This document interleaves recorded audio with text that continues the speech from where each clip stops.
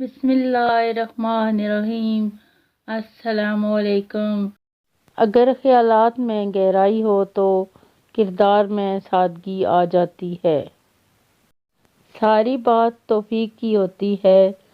جب اللہ تعالیٰ ناراض ہوتا ہے تو سجدے کی توفیق بھی چھین لی جاتی ہے، فرض نمازیں بھی ادا نہیں ہو پاتی، اور جب وہ راضی ہو جائے تو آدھی رات کو جگا کر اپنے حضور کھڑا کر لیتا ہے۔ کوئی نہیں جان سکتا کہ مسکراتا ہوا شخص اپنے ہی اندر کتنی جنگیں لڑ رہا ہوتا ہے۔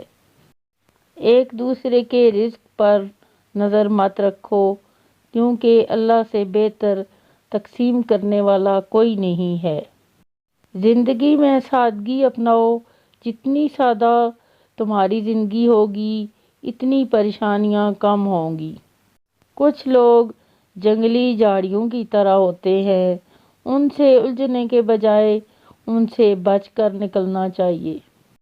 قبر وہ خالی مکان ہے جو صرف اچھے اعمال سے ہی آباد ہو سکتا ہے۔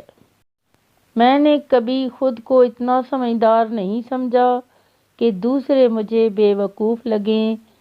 میں نے کبھی خود کو اتنا نیک نہیں جانا کہ باقی سب مجھے گنہگار نظر آئیں۔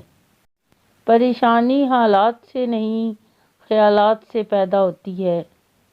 رشتے موتیوں جیسے قیمتی ہوتے ہیں، کھو جائیں تو ڈھونڈ لینا چاہیے، گر جائیں تو اٹھا لینا چاہیے۔